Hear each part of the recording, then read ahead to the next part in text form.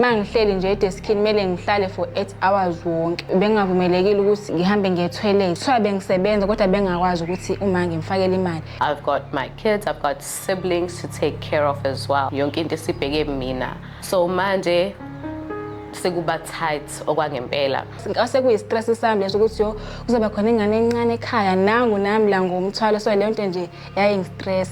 Makukhonto edayiswayo nje ngangihlezi ngizodayisa, I used to sell mugs. Ngangizama ukuthola into ezo-eda kule salary because it wasn't enough and mangiphuma manje ekhaya kuzodliwani. Ucabanga ukuthi ngizolala ngidlenike namhlanje ngizovuka ngidlene ekseni so bekuyileyo nje impilo. Wesike sekushona uma impilo beyinzima kakhulu nje for lo 10 months lo ngingena income bekunzima. Njengamanje uma ngimfakela noma engabe nini imali angilina nokuthi azacele. Angilina nokuthi azangitshela ukuthi kushoda ini ekhaya. Ngiyayifaka nje imali noma engabe nini. It is even more than imali bengiyithola emsebenzini as isalary yenyanga. Impilo nje has changed drastically. It has changed drastically. Yabona nje ngiyaklowa. Seduza next year nje sobe sikhuluma ukuthi uGiel seya driver.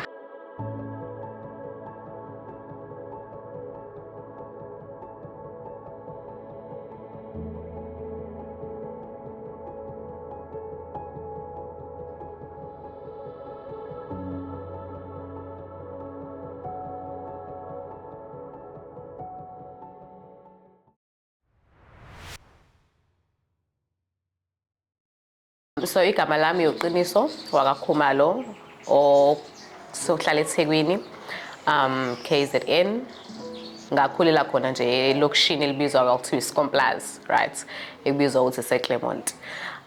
So bengisebenza before I joined the business APL Go, bengisebenza nje as a admin kwi-company eyenza i-refractory and insulation.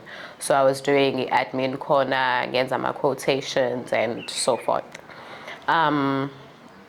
Kule economy ke esikuyona ke we all know ukuthi nje isalary ayisanelisi kule mpilo esifisayo bo lempilo enginayo engqondweni o lempilo ebenginayo engqondweni ukuthi ngifuna ukuphumelela ukungasweli ukuthenga igross ungaloku calculate ukuthi okay irice lu 50 rand irama iu 20 rand and what not. So ngisebenza ke as an administrator ngithola leyo mali engiyitholayo ngenyanga.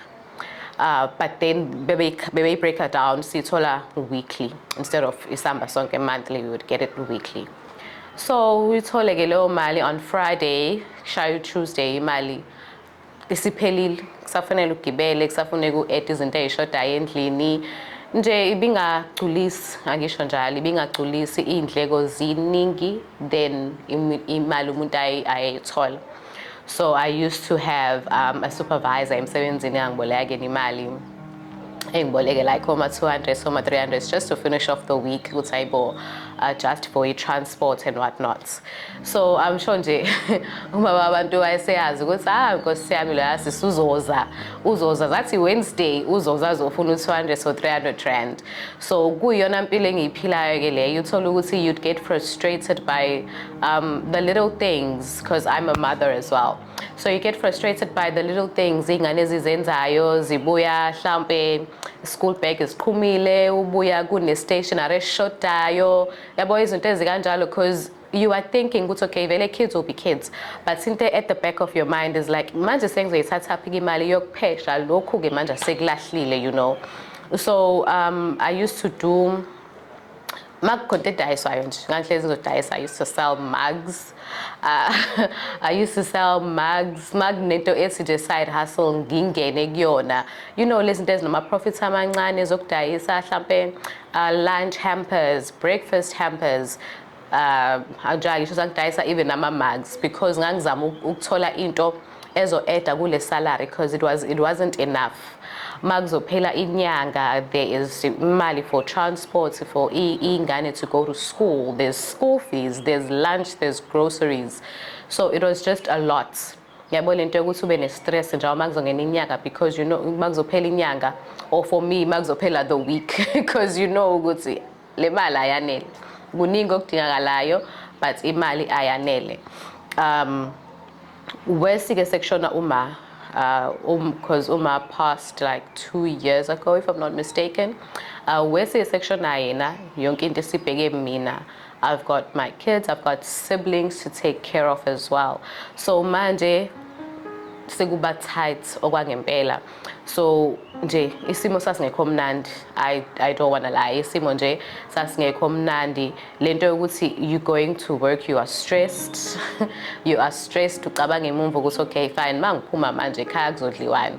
So now ugcina uphila ngeikweletu. If kukhona into okuyenza I even ngikuba khona izikhathi la ngihamba ngiye ku boss like okay ngicela ungiholele ngenyanga. It's okay fine kule nyanga acela ungiholele ngenyanga ngifuna ukubona ukuthi ukhona yini umehluko ozowenzeka mayifika iyisamba le mali kwama expenses enginayo. I still noma ifika iyisamba ngithi cha buyelani ku week eyasenza ibe fortnight thiwa Q kahle kahle ufunani ufunani because kwangenzeki shem kwangenzeki. There were a lot of dreams engangiwafuna number 1 into kwakusuka eClermont. Angazi noma iyenzeka kumina kuphela indaba ukuthi mawukhulele endaweni iyayisingifrustrate awangathi iyancinza every time angizosuka emsebenzini and go back home kube ngathi nje like I'm having an allergic reaction because ngangasayifuni le ndawo and I don't want my kids to grow up there as well. Besides indaba ye crime because the crime ikhona yonke indawo but nje ngangisengikhathele le ndawo. So that was number 1. Ngangifuna ukuphuma eClermont. But my salary was not going to give me that. It was not going to give me that. Ngangizophuma ngirent egephi. So awucabanga ngathi kunzima kade kunzima at that time ngihlala at home. Mase ngithi ngizophuma ngirente ngangizorenta kephi because nakhona angaye ngithi ngizophuma ekhaya ngiyorenta u1 room ngiyociciyela. No. So that was not the option. Ngangifisa ukuthi okay, I get myself a car. Ngifisa ukuthi if it's a birthday, it's okay, it's a birthday today. No, baby Linda, kube month end, ngoba imali ayikho. A birthday, ibe on the day. So life was a struggle. So, and then, ngathi sengijoinile a business. I joined go June 2025. No, not June, January. Sorry, go January 2025. So I joined the business. Mangijoina business ngijoina with the mentality it's a side hustle. Njenga wonke lama side hustles ebengwazama as isikhathi sasamba along the years. Ngithi no izosiza nje it's going to add extra cash or extra cash flow to le mali engiyitholayo as a salary, right? Okay. So ngilza ngingene on January and I'm seeing it's okay. No, kuyenzeka. Imali logingena because we are posting videos and abantu they need the products because it is a need. So they come, they call, bayathenga. So about January, I'm like okay, ikhona imali ngenayo, fine. February, and then fast forward to May 2025. I'm like okay, you know what? Side hustle, side hustle. It is now bringing in more money than imali engenza emsebenzini, and there is potential to grow. Because ayikho into ebuhlungu njengokusebenza ingekho room for growth. You are just stuck nje kuleyo nto leyo. Like uyabona ukuthi okay, ngabe ngiyakhula ngenza ukuthi, but there's no opportunity of growth within the business. So you are just stuck. No matter that's the way I felt. I felt like, okay, I'm stuck. But I have to wake up and go to work because ayikho enye optioning nayo besides waking up and going to work. So May, I decided, okay, let me resign emsebenzini. So I gave them 30 days notice. Because okay, 30 days, I resign. I'm focusing with business in Jaleli kuphela because it's generating more money for me and ngibona ukuthi mase ngifocus kulona lodwa then the possibilities are endless, right? So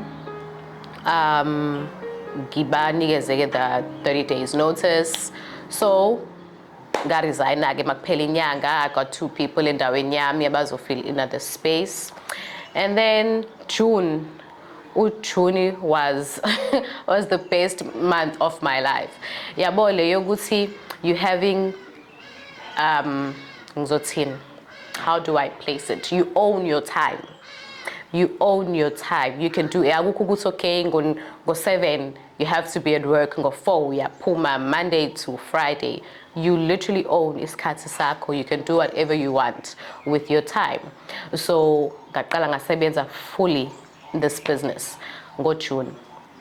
And then July, same thing, business scene. And then to August 2025, I was able to move out eClermont. Mind you, eClermont ngiyahlala, indlu nje ngangihlala because it's past tense now. Ngangihlala kwindlu like u-2 room womxhaso, uma sonke siyawazi umxhaso ukuthi kanjani, u-2 room nje womxhaso. Those government homes. U-2 room womxhaso uyaconsa magnets nje kuyaconsa. The toilet is outside, so imagine kuyanetha i-weather iyabheda and you have to go to the toilet. Uyanethwa to go to the toilet, uyabuya uyagodola kakhulu kunakuqala. So uyagodola nje kakhulu kunakuqala. Nje, and then obviously makuzonetha kuzoba khona indawo eyiconsayo. So i-furniture in the long run iyademejeka ngoba ifika iconselwe asikho nane space sokuthi yome kahle because yonke into it's here. Ulele mawuphenduka ususe kitchen mawuphenduka ngala usekamereni. So it was just nje frustrating for me. Kwakungifrustrata. All of that and it was just frustrating. Worst part, the toilet outside. Nendaba yokuthi uyageza la endishini. Mawuqeda ugeza kumele uphumele ngaphandle uyonethwa uchitha amanzi okugeza kwaphela ngeke uzuhlale nawo la. Uyaphumela phandle uyanetha uchitha amanzi okugeza, uyabuya usumanzi futhi kade uyisula uqeda ukugeza. So zonke nje lezo zinto were frustrating me. And I'm thinking, okay, now my kids have to go through that as well. So with this business, I was able to move out of loyal to room loyo, ogoselokshini, ogaduconsa, frustrator, yabona magneta, because irufi tired. I think summer was the worst because the summer net. So yabona iroof iutile. So magzoneta, like it's not that bad, but smabuya phakathi umsindo uyizwa ngisho ne-TV idlala because uTyler is making so much noise. So even most mhlawumbe kune-call ekhona ngigcine ngiyeka ngingabambi kwa-call because I'm like vele ngeke ngimuzwe lo muntu, the roof is making noise. Imagine I have to sleep as well. Nayi kuyanetha ngizwa kuqala imvula. It's okay, kuyanetha. And then sasihlala eduze kwe-rank. So around 4 you already have the alarm nje ungayicuphile ama-taxi aseyaqala pap at 4 a.m. And leyo nto yabo uma ukhula endaweni kanjalo you get used to it. Ngangijwayele ukuzwa makhona umuntu ovashe lethi umsindo omngaka like umsindo, oh umsindo because usujwayele umsindo wama-taxi. Sasihlala eduze wasehostela, so uyazi hostela nomaskandi, there's that. Nje kwakukuningi shame kwakuyi-faults. Nokuthi-ke the crime rate was so bad. Wawanganqeni kuthiwa hayibo kusanda kudutshula umuntu nje khona la like 2 minutes away from la uhlala khona. Uthi hayibo kusanda kuthathwa ingane khona la. So fast forwarding to now, got into the business ngenza lona kuphela. I was able to phuma eClermont manje ngihlala eReservoir Hills. It is a quiet suburb. It's like mina ngiyayithanda ke peace. I love my quiet. So I made sure ngithola indawo quiet. And another thing, not that I don't like people, but ngangathandi lento sibangiphuma endlini sengihlangana nomakhelwane yayingifrustrate naleyo nto. Wesima ukuthi banomcimbi like mona okay now abantu baningi. So uma ngizophuma omakhelwane bakhona bayamemeza kugcwele, so I really needed indawo ethulayo. So I made sure ngifuna indawo, I need indawo ethule. So ngathola indawo ethule, akhambi ngisho ama-taxi like hlala khona the way engifuna ukuthula kwami ngayo. Ama-taxi awahambi ngalaphayana. It's a 3-bedroom. It's a 3-bedroom house with the bathroom inside. So uma ukuthi ubuyilalele yonke lento bengiyichaza, you understand the importance of having the bathroom inside. So with a bathroom inside, there's so much freedom. The place is so big. My kids are excited.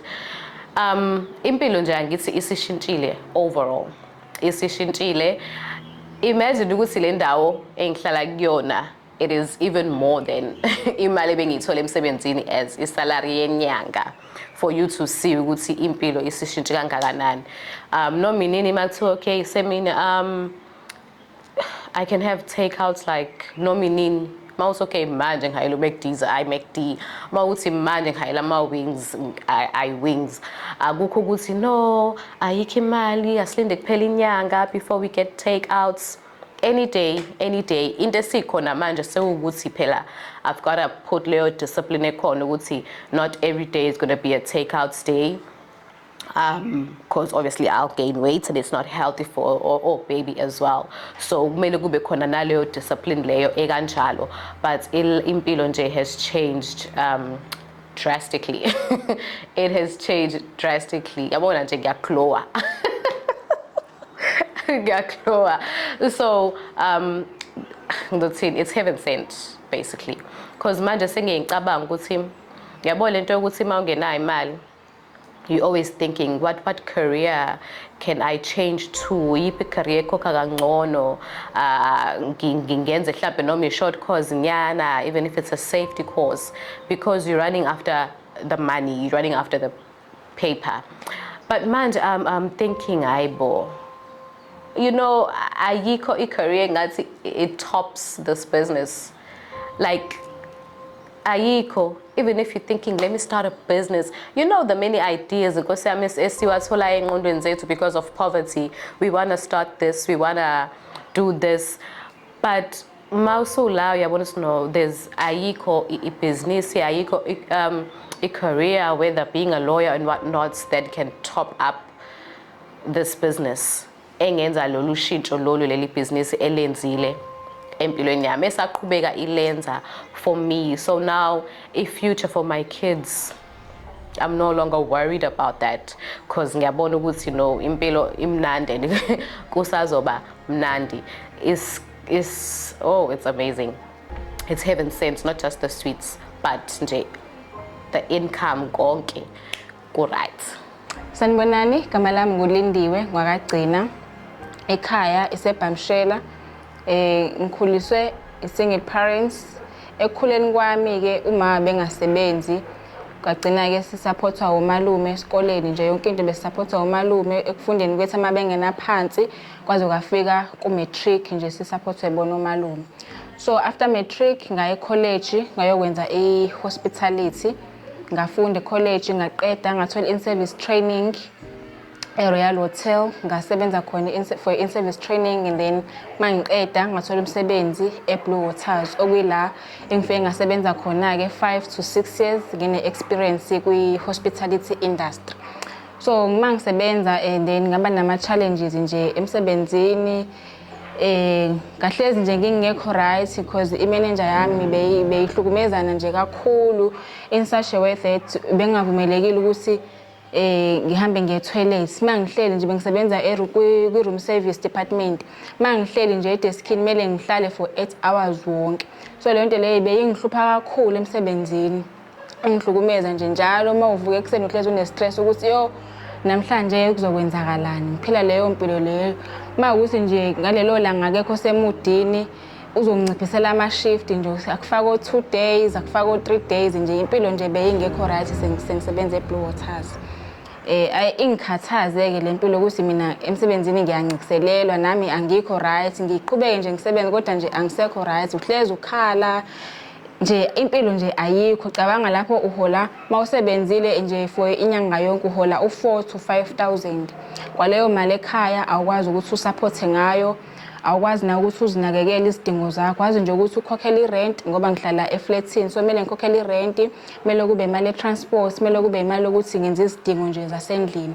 Kusho ukuthi ngikwazi ukuthi ngisize ingane zasekhaya, mhlawumbe ngisize uma noma ngisize abanye abayiphathi yomndeni wami, ungakwazi kuphele usebenzele nje imali ukuthi iphelela ezandleni. Zibe khona izinto engifisayo ukuthi ngizenze kodwa ngenxa yemali ukuthi iyakhona la kushoda khona ngigcineke ngingakwazi ukuthi ngingenze. Ngiqhubekeke ngisebenzeke ekusebenzeni kwami still angikho nje right, yabo. So ngelinye ilanga ngihlale ngicabanga ngibona ukuthi indlela yami ukuthi ngiyeke la ukuthi kube khona something engiyenza, ngagcina ngidecide ukuthi ngifunde yabo at least mangizofaka ikhanda phansi nje at least ngifunde for 3 years at least ngizokwazi ukuhamba la emsebenzini. Angikwazi ukuthi nje ngivele ngiyeke emsebenzini ngiyohlala ekhaya engekho la kungekho la ngizothola khona income. Ngihlale phansi ke nomalume ngisho ukuthi malume sengicabanga ukuthi manje ngifunde yabo. Mahlala phansi ke nomalume ukuthi sizokwenzani. Malume aqhamuke malume ufundile uyathanda nje futhi nomuntu ofundayo. Uma kuwukuthi nje ukhuluma ngento nje ehlangene nesikole uzokusupporta nje ngakho konke yabo. Nangampela ke sithi ikhozi agcina ethi ngiyenza wasichaza ke izathu ukuthi ngiyenze i-diploma in law sagcina siregistele yona wasichaza ke izathu ayichaza ngizwe nje nami ukuthi lento le ngizoyenza kodwa angithandi yabo. Izathu sokuthi ngiyenze ukuthi ngifuna ukuphuma la emsebenzini kuba ngiyahlukumezeka and angisathandi yabo. Ngiyenze nga-applya eUNISA bangithatha ke nga-apply NSFAS ngawuthola NSFAS. Manje ke sengiyafunda ngiyasebenza ngala ngiyafunda ngiyasebenza and mangabe kufunde eUNISA akekho uthisha ozokumela ukuthi ngeperiod yokuthi sifunde sukuthi uwena kumele uzenzele isikhathi ukuthi okay ngesikhathi sokuthi kumele ngizihlelele ukuthi ngiyafunda mhlambe before ngemsebenzini mama ngibe emsebenzini ngiyafunda yabo. So leyo mpilo ngizwe ukuthi hayi ngeke angikho nje right nakhona yabo. Ngiqhubekeke ngifunde kanjalo ngisebenza and then last year April decide ukuthi emsebenzini ngiyayeka ngoba ngase ngikhathele sengihlukumezeke nje sengikhathele ngabele nje ngayiyeka yabo.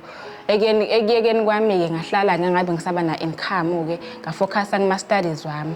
So ngase na income ngasizo malume ukuthi akwazi ukuthi angikhokhele irent eflatini akwazi ukungisupporta nje financial. So manje isinto bese ngiyenza last year bengifunda ngenza i-course ye-law angisasebenzi imali ngiyithola ekhaya. Ngizwe futhi ukuthi lento ngizizwa sengiwumthwalo ke manje nasekhaya kade ngisebenza noma imali bengiyithola beyingekho ningi kodwa bengikwazi ukuthi ngikwazi ukukhokha irent ngikwazi ukuthenga izinto ezincane endlini ngikwazi ukuzithengela ama-cosmetics yabo. Bengacela usizo ekhaya manje sengiphelelwe umsebenzi ngisina income ngiqala phansi ngiyoba umthwalo ekhaya. Ingi-challenge lento ngizwe ukuthi noma malume engakazi asho ukuthi hayi seyamkhathaza lento yami ukuthi angisupporte kanje but mina beyingikhathaza yabo beyingikhathaza nje ngizwe ukuthi ngine stress ke manje angisathandi. Ngiqhubekeke kube lo so nje for 10 months bengingena income bengingasebenzi nje impilo beyinzima kakhulu nje for lo 10 months lo ngingena income bekunzima yabo. So ngingakwazi nje kwenza lutho yazi kube nzima ngendlela ukuthi awusakwazi ngisho uku-afford imali yesinkwa bekunzima nje ucabanga ukuthi ngizolala ngidlenike namhlanje ngizovuka ngidlene ekseni. So bekuyileyo nje impilo. And then ke last year December ucoach Simphiwe angitshele ngebusiness APL ukuthi kunebusiness elidayisa ama health supplement angichazele nje ucoach ngalo. Ngijabule nami ucoach mayengitshela ngebusiness ngithi nje coach I am in yabo ngiready nje ukuthi ngingene kule business leli ngiready ukuthi ngisebenze. Manje inkinga sekuyimali ukuthi ngingene ebusinessini ke lo 2.3 awuhlangani. Khumbula phela ukuthi angisebenzi yabo lo 2.3 awuhlangani. Ngize ngangena ebusinessini ngoJanuary so inyanga yami ye7 le in this business. Ngaqala ke ngasebenza ngaqala ngangena ebusinessini ngoJanuary kwabe inyanga yami yokuqala ngoFebruary. I was not making so much sales because bengisafunda ibusiness. And then the second month I think ngoMarch la ngaqala khona ukwenza ama sales. NgoMarch ngaqala ngadayisa ngaposta ku TikTok ngaqala ngakhuluma nabantu baqala abantu ke bangifonela abanye beorder. So kwathi kuphela inyanga ngoMarch ngangenze u45,000. Ngiqala ngqa nje kwi-account yami ukuthi ngibe nemali engaka. Through this business nje ngakwazi ukuthi account yami ibe nemali o45,000. Kwathi umalume mayengifonele ekupheleni kwenyanga ngoMarch engicela ukuthi ngimthumelele ama-banking details ami khona ezongifakela imali. Ngasi mina imalume khulileka ngi-right. And umalume wathi hayibo are you sure right? Ngathi mina imalume khulileka ngi-right yabo. So lapho nge-second month yami in this business ngakwazi ukuthi ngirelieve umalume umthwalo naye abawuthole ngoba phela umalume naye unomndeni wakhe bebe futhi ngaleso sikhathi bebe expectile umntwana omncane yacabanga nami ngase kuyistress sami leso ukuthi yo kuzoba khona ingane encane ekhaya nangu nami la ngomthwalo so le nto nje yayingistress yabo. So for me le business leli laba nje I breakthrough kumina. uNkulunkulu wayephendula umkhulu kwami inkosi yami at least mangathola nje something engingayenza ngikwazi ukuthi kube khona imali noma encane ke ngizokwazi ukuthi ngibe nayo ngikwazi ukulekelela umalume engabe nje esengithwala kangaka. So nje for me leli business nje uNkulunkulu wangiphendula nje kakhulu ngalo.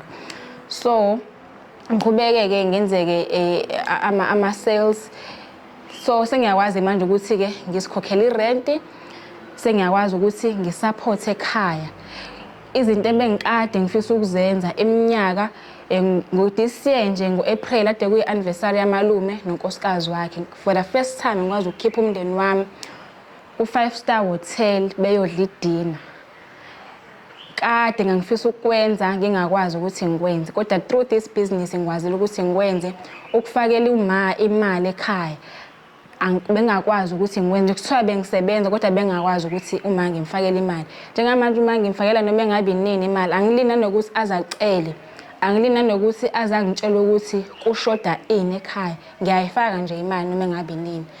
Into bengihlezi nakhona ngifisa ukuyenza kule nyanga nje mhla ka-10 bekade kuyibirthday yamalume wami izolo ngamfakela u-2,000 akakholwanga nakuthi hayibo mshana imali engaka. So ziningi izinto ebekade umuntu as much as esebenza zihlezi zisenhlizweni ukuthi ngiyafisa ukuthi ngingelanga ngenzele usibanibani ukuthi ngiyafisa ukuthi kodwa ngaleli business izinto ebukade uzibukela kude seziseduze manje ngendlela ekusetshenzwa ngayo kuleli business leli. Through this business ngikwazile ukuthi ngingene iPhone store ngizithengele iphone cash iPhone 16 Pro. Futhi nalapho ukuyithenga ifoni akuthi uyithenga ngesikweleti noma khona umuntu cha uyithenga nje kukhule ngaphakathi yabo. So ziningi izinto esengikwazi ukuzikhipha nje for breakfast udecide ukuthi namhlanje ngihalela ukuyodla kuyiphi restaurant uhambe uyikhiphe uhambe uyophuza coffee uhambe order noma yini esitolo ngaphandle kokuthi ucheck iaccount yakho ukuthi mangithenga into ethile ngizosala namalini ngaphandle ukuthi usave ukuthi osengiseve ngomhla kabani ngifuna ukuzikhipha ungene esitolo uthenga into oyithandayo ngisho kuthiwa iprice ithini awusacabanga kaningi uyayithenga yabo. So nje impilo kuyaqhubekeka njengamanje sikhuluma nje ngikwi-process ukuthi njengoba ngihlala eflatini ngiyashare siba u2 erumini njengamanje ngikwi-process ukuthi ngiyamova ku2 bedroom apartment ngiyohlala ngiyedwa kankade ngifisa ukuthi nje ngihlale ngiyedwa ngingashare namuntu njengamanje nje kuningi engizokunemoto umuntu bezibukela le indaba zemoto manje yonke into nje iseduza next year nje sibe sikhuluma ukuthi uGill useyadriver.